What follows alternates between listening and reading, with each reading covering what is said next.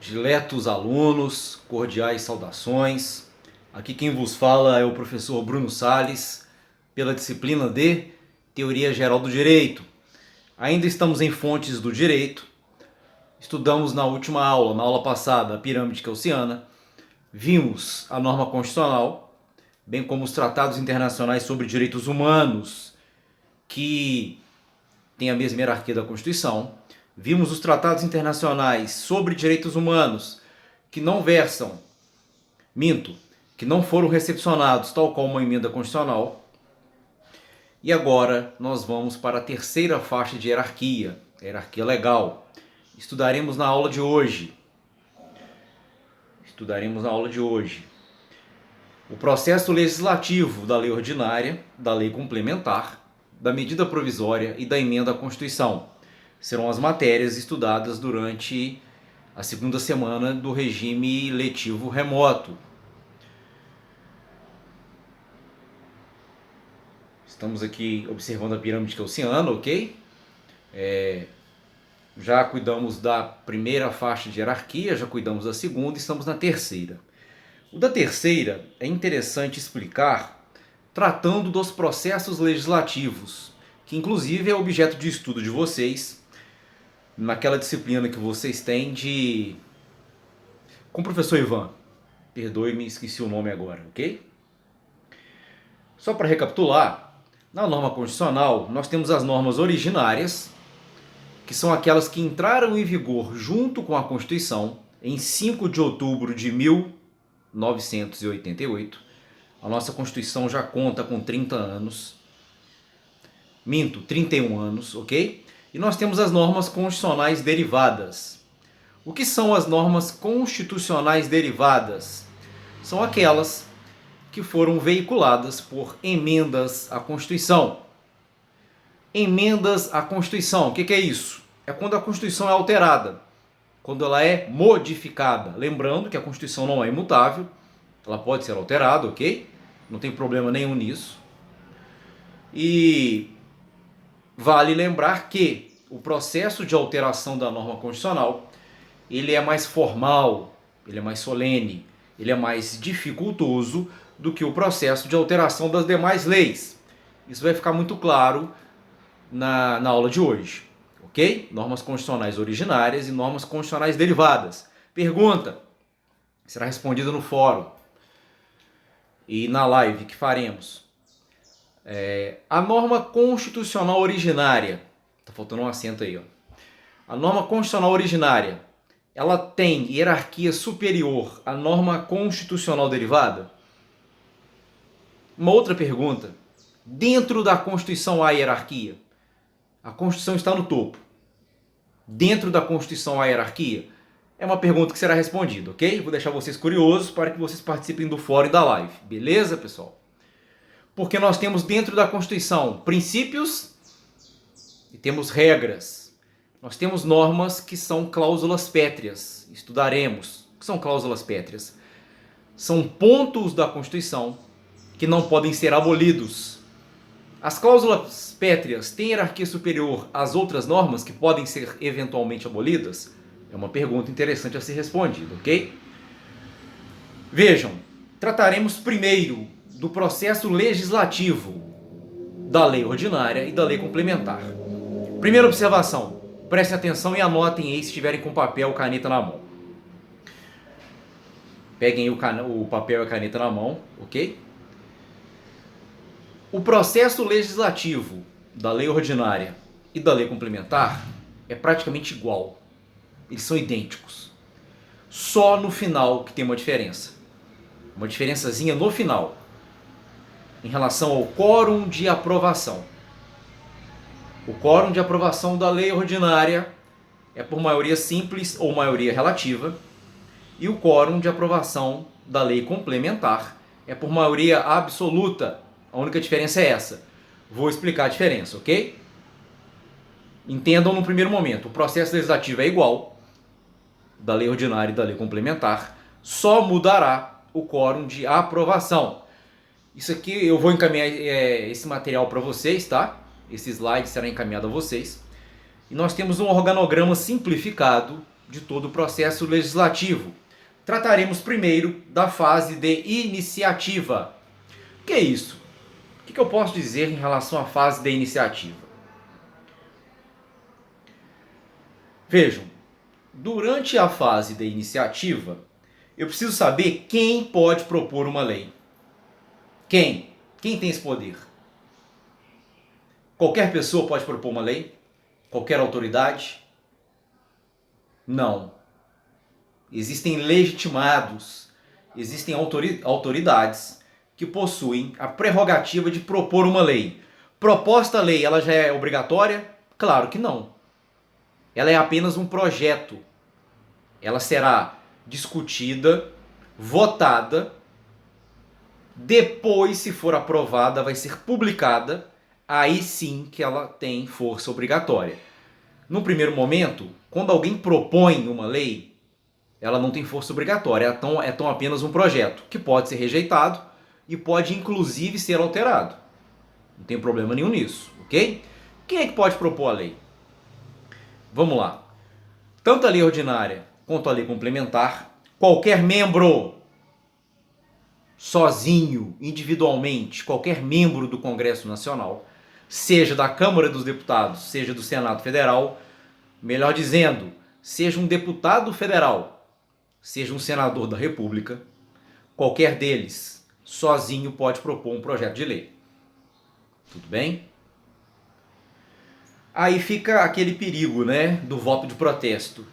Quando você vota em alguém caricato, ridículo, demodê, brega, para protestar, para dizer para os outros parlamentares, olha o que vocês merecem, olha como vocês estão se comportando, olha quem que eu vou botar aí dentro para conviver com vocês. Vocês que não mudem de postura, não trabalhem, não sejam mais transparentes, mais honestos, sejam mais, digamos, próximo ao povo, entendam o que o povo precisa, trabalhem de acordo com quem votou em vocês. Já que vocês não estão fazendo isso, eu vou fazer um voto de protesto, vou colocar uma pessoa aí bem estranha. Olha o perigo, essa pessoa pode propor um projeto de lei. Bruno, não se preocupe, porque ele será discutido, votado, é verdade. Mas ele pode propor um projeto de lei, sozinho, individualmente.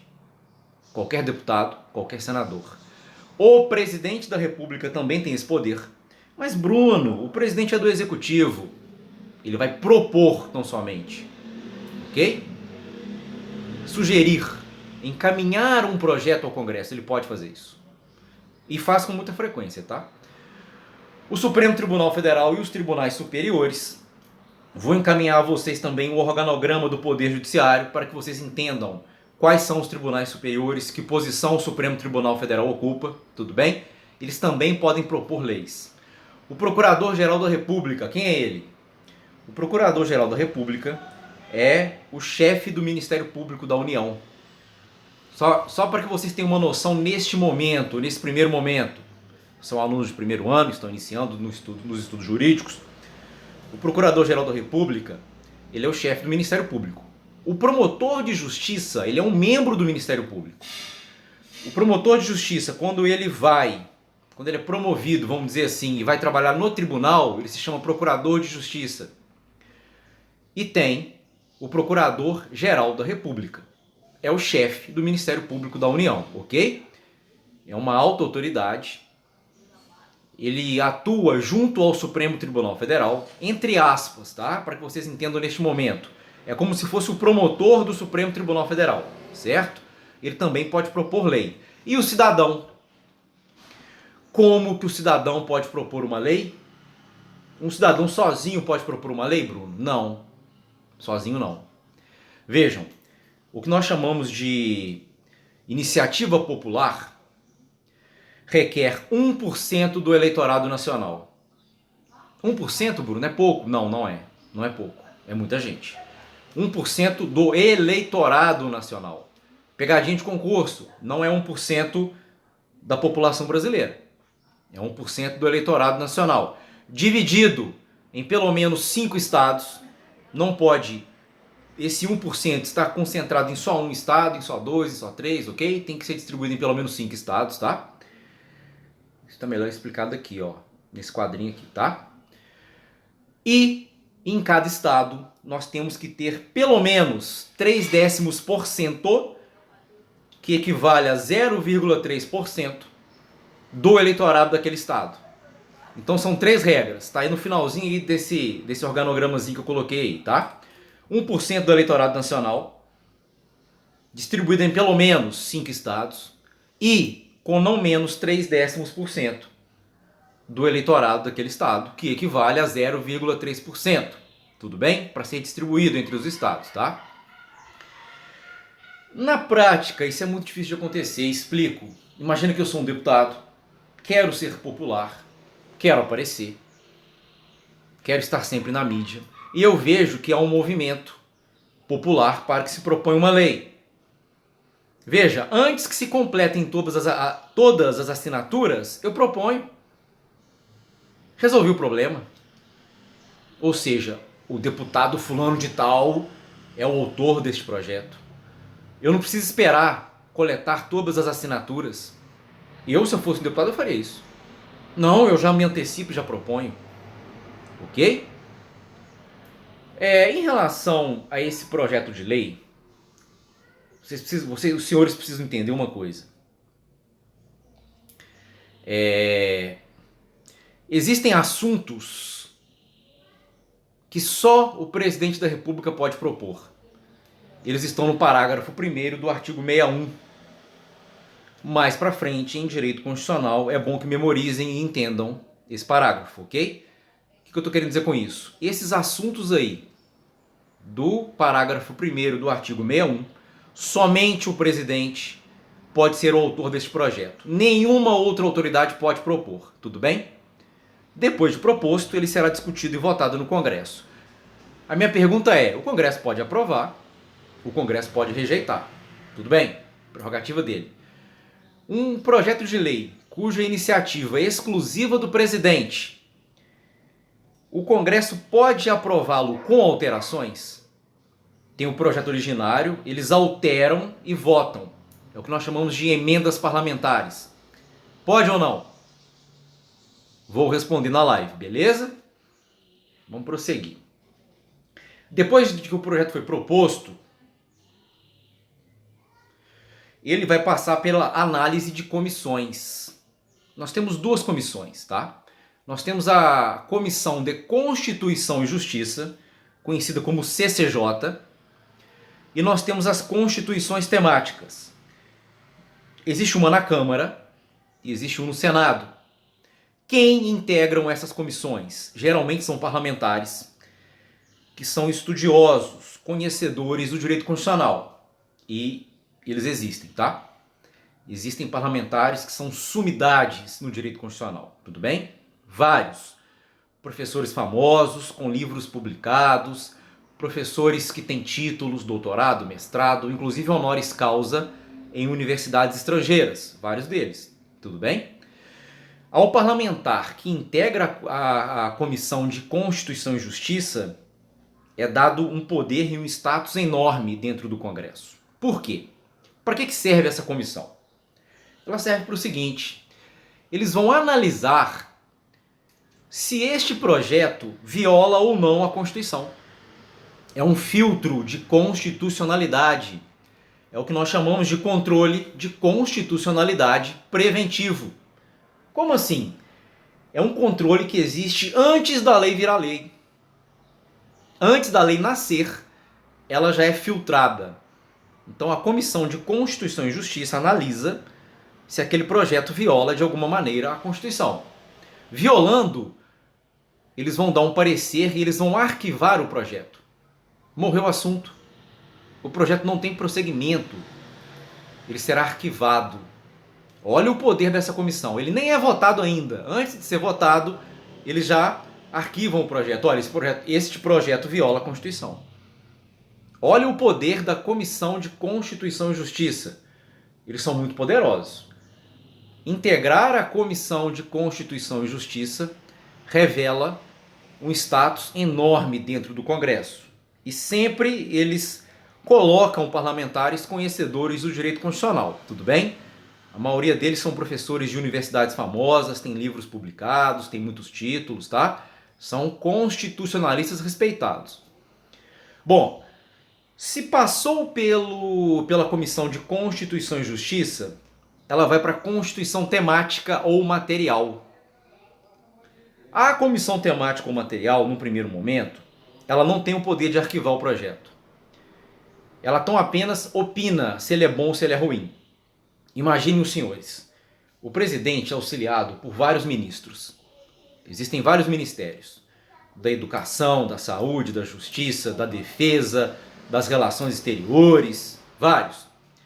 Há uma sincronia entre cada ministério e cada comissão dentro do Congresso. Então há uma comissão para os assuntos de saúde, há uma comissão para os assuntos de segurança, há uma comissão para os assuntos de educação, ambientais, de energia, enfim, há uma certa sincronia. Então, quando o assunto se refere a algum daqueles temas, as comissões temáticas ou materiais opinam. Mas vejam, ainda que elas não gostem, não concordem com o projeto, elas não têm o poder de arquivá-lo no primeiro momento. Elas estão apenas emitem um parecer que vai servir de base de orientação para a votação em plenário. Na votação em plenário, o projeto será discutido entre os parlamentares e votado em cada casa, tudo bem? Ele é votado na Câmara, depois ele é votado no Senado. Ou ele é votado no Senado, depois ele é votado na Câmara, depende, certo? Vejam, cada casa tem a sua comissão de Constituição e Justiça. Então, primeiro ele é analisado pela Câmara dos Deputados, pela Comissão de Constituição e Justiça da Câmara. Se aprovado, vai a plenário. Plenário é quando eles vão discutir e votar. Quem propôs vai explicar por que propôs, por que aquele projeto é bom. Quem não concorda vai lá explicar por que ele é ruim, por que ele deve ser alterado, se ele deve ser alterado, se ele deve ser rejeitado, se ele deve ser aprovado. Eles vão discutir isso, tudo bem? Deixa eu tentar explicar isso. Depois que ele foi aprovado na Câmara, ele vai para o Senado. Ele vai ser analisado novamente pela Comissão de Constituição e Justiça do Senado e depois vai ser votado em plenário no Senado. Então há debates, discussões. O Congresso, a Câmara ou o Senado, eles podem convocar qualquer cidadão para que dê esclarecimento sobre algum tema que eles queiram. Olha, é um projeto sobre lei ambiental, eu vou chamar um professor de direito ambiental, eu vou chamar um engenheiro ambiental, eu vou chamar alguém da área para dar uma aula disso pra gente. Isso pode acontecer, tudo bem? Aí haverá debates entre eles, cada parlamentar vai defender seu ponto de vista e eles vão votar. Se for aprovado na Câmara, passou para o Senado, foi aprovado no Senado, passa para a fase de sanção ou veto. Vejam, Bruno aprovou na Câmara e passou para o Senado. O Senado não aprovou. O que acontece? O projeto é arquivado, certo? Bruno, de cara, na Câmara, a Câmara já não aprovou. Ele nem passa pelo Senado. Ele já vai ser arquivado de pleno, de pronto, tudo bem? Se for aprovado nas duas casas, passa para a fase de sanção ou veto. O que é isso? O presidente da República, ele tem o poder de sancionar, caso concorde, ou de vetar, caso discorde do projeto. Olha o poder que um presidente da República tem. Ele nem integra o poder legislativo. Ele integra o poder executivo. E além de poder propor uma lei, no final ele ainda pode vetá-la, caso discorde. Ele tem que concordar. Olha o poder que um presidente da República tem. Só lembrando que o veto, ele pode ser expresso ou tácito. Como assim? Expresso. Ele vai lá, vai sancionar e vai dizer, olha, tudo bem, não tem problema nenhum com o projeto, tá tudo certinho, estou concordando, estou sancionando. Ou se ele passar 15 dias úteis e não se manifestar, o projeto estará tacitamente sancionado. Aqui, quem cala consente. Aqui, tudo bem? Diferente da medida provisória. Os senhores estão lembrados que depois que o presidente publica a medida, O Congresso tem o prazo de 60 dias, prorrogáveis mais uma vez por 60, para aprová-la ou rejeitá-la. Passado esse prazo, sem que o Congresso tenha concluído as suas manifestações, o projeto estará rejeitado. Aqui quem cala não consente. Tudo bem? É o contrário. Na sanção, se o presidente passar 15 dias úteis e não se manifestar, ele discordou. Tudo bem? Minto, ele concordou. É a sanção tácita. Bruno, e se ele não concordar? Ele irá vetar. Lembrando que há dois tipos de vetos. Há o veto jurídico e há o veto político. Tudo bem? O que é o veto jurídico? É quando o presidente da República enxerga no projeto alguma inconstitucionalidade. O presidente olha e fala, olha, engraçado, isso aqui passou pela Comissão de Constituição e Justiça da Câmara, passou pela Comissão de Constituição e Justiça do Senado, foi aprovado nas duas casas, mas esse projeto viola a Constituição. Que absurdo! Irei vetá-lo. Ele pode fazer isso. Novamente, o projeto passa por um controle preventivo de constitucionalidade. É mais um filtro que existe para que um projeto inconstitucional não entre em vigor. Ou o veto pode ser meramente um veto político. O que é isso? Ele não viola a Constituição, mas o presidente entende que ele é contrário aos interesses do Brasil nesse momento. Ele é contrário aos interesses nacionais. Não é inconstitucional, mas é contrário ao interesse público. O presidente chega e diz, estou vetando. Vamos falar um pouquinho mais do veto. O veto é interessante. O veto ele é sempre expresso. Não existe veto tácito, ao contrário da sanção. E o veto ele é sempre motivado. Como assim? O presidente ele é obrigado a explicar o porquê que ele está vetando. Ele não pode meramente vetar. Ele tem que explicar, eu estou vetando em razão disto, disto e disto. Ponto. Por quê? Porque depois que o presidente vetou, o projeto não será arquivado. Ele será submetido novamente à votação. Ô Bruno, mas já não aprovou? Calma. Às vezes o Congresso não enxergou alguma coisa que o presidente enxergou. E ele foi votado uma vez em cada casa. Quando ele é vetado, ele volta novamente à votação. A votação é conjunta, ok? É a Câmara junto com o Senado em sessão conjunta. E agora o quórum de aprovação aumenta. O veto somente pode ser derrubado por maioria absoluta. Entenderam isso? Vetou, o projeto não será arquivado. Ele volta para ser votado. Porém, a votação será conjunta e não em separado, como foi anteriormente. E o quórum de aprovação aumenta. Ele passa a ser de maioria absoluta. Vamos lá. O veto, ele pode... Bruno, o presidente, ele tem que vetar... Ele precisa vetar o projeto como um todo ou ele pode vetar somente parte do projeto? Ele pode vetar somente parte do projeto. Não tem problema não. Mas entendam. Se ele tiver que vetar, ele vai ter que vetar o artigo inteiro, ou a linha inteira, ou o inciso inteiro, ou o parágrafo inteiro. Ele não pode vetar expressões, períodos ou frases de um artigo, porque senão ele fica inconsistente. Tem um exemplo assim até ridículo, de laboratório. É proibido fumar em estabelecimentos comerciais. Aí ele vai vetar somente a palavra proibido? Não, é um exemplo ridículo, mas se ele tiver que vetar, ele tem que vetar o artigo inteiro, ou o inciso inteiro, ou a linha inteira, ou o parágrafo inteiro. Porém, o veto pode ser parcial. Como assim? Ele veta alguns artigos e outros não. Isso ele pode fazer. Ele veta um capítulo daquela lei e outros não. Ele veta uma seção inteira e outras não. Ou ele veta somente o parágrafo. Ele pode fazer isso. Mas se vetar, ele tem que vetar o texto inteiro e não somente expressões, ou palavras, ou períodos. Tudo bem? O veto é derrubável, já expliquei, ele será novamente apreciado. O que vai acontecer? Se, prestem atenção, se o projeto foi aprovado na Câmara, foi aprovado no Senado, passou para o presidente, ele sancionou, ele vai passar para a fase de promulgação e publicação.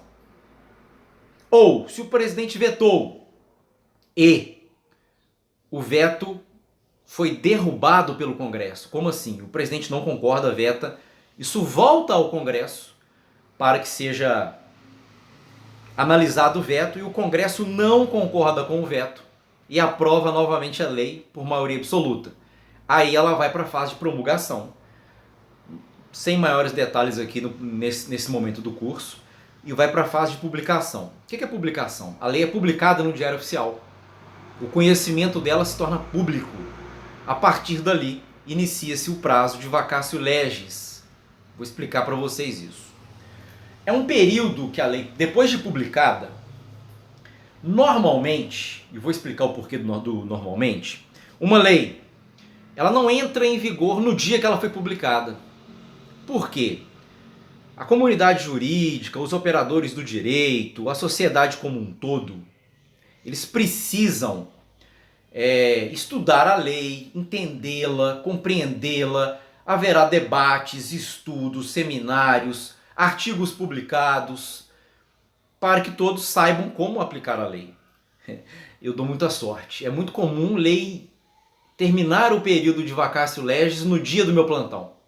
Aí você vai tirar aquele plantão lá de final de semana, de madrugada, aí chega um caso da lei nova, aí você leu a lei, entendi tudo. Na hora de aplicar, e agora?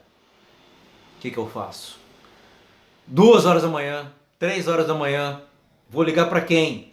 Aí a gente tem os colegas, né? Cara, tô com uma dúvida, me ajuda nisso aqui, o que eu faço?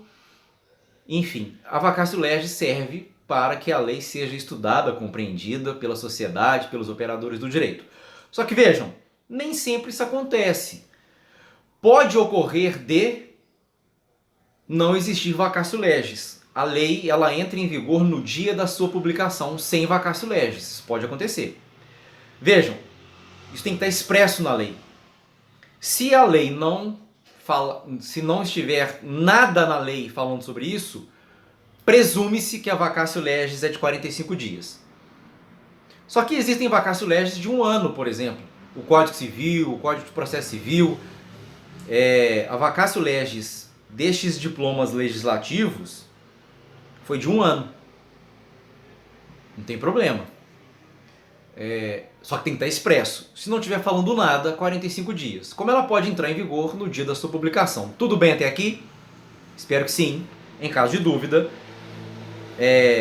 me interpelem no fórum, me interpelem na live que nós faremos terça-feira, 19 horas. Tudo bem? Vamos falar do quórum de aprovação. Até agora, tudo que eu falei para a lei ordinária vale também para a lei complementar. A diferença está no quórum de aprovação. Falaremos de novo nisso porque esse assunto é complexo e importante, tá? O quórum de aprovação da lei ordinária é o chamado maioria simples ou maioria relativa. O quórum de aprovação da lei complementar é o que nós chamamos de maioria absoluta. Vamos lá. O Senado tem 81 senadores. São 3 senadores por estado e 3 senadores para o Distrito Federal. São 26 estados mais o Distrito Federal, são 27 então unidades, com 3 senadores cada um. Nós temos a soma de 81 senadores. O que é a maioria absoluta? A maioria absoluta é o primeiro número inteiro, depois da metade, dos membros da casa. Qual é a metade de 81? 40,5. Qual é o primeiro número inteiro depois da metade de 81? 41. Certo? Então, o primeiro número inteiro depois da metade dos membros que integram a casa se constitui na maioria absoluta. Tudo bem até aqui? 81, metade 40,5, primeiro número inteiro depois da metade 41. Não interessa quantos estão presentes na votação. O quórum de maioria absoluta sempre será de 41, ponto. Por isso que ele é absoluto. Ele não sofre variação.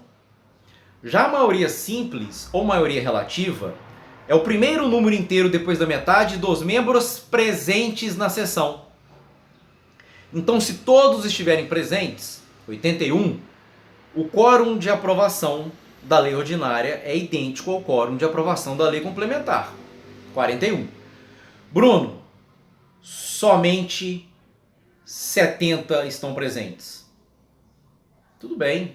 70, metade, 35, maioria relativa, 36. Por quê? É o primeiro número inteiro depois da metade dos membros presentes. Bruno, somente 50 senadores compareceram. Não tem problema. Metade, 25, primeiro número inteiro depois da metade, 26. É a maioria relativa, é a maioria simples daquele dia. Relativa por quê? É relativa aos membros presentes. Então esse quórum é variável. Notem, estou falando de quórum de aprovação. O quórum de aprovação da lei ordinária é diferente do quórum de aprovação da lei complementar. Lei ordinária é maioria simples ou maioria relativa. Primeiro número inteiro depois da metade dos presentes.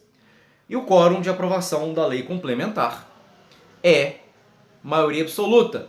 Primeiro número inteiro depois da metade dos membros que compõem a casa. Não interessa quantos estão presentes. Tudo bem até aqui? Eu estou me referindo a quórum de aprovação.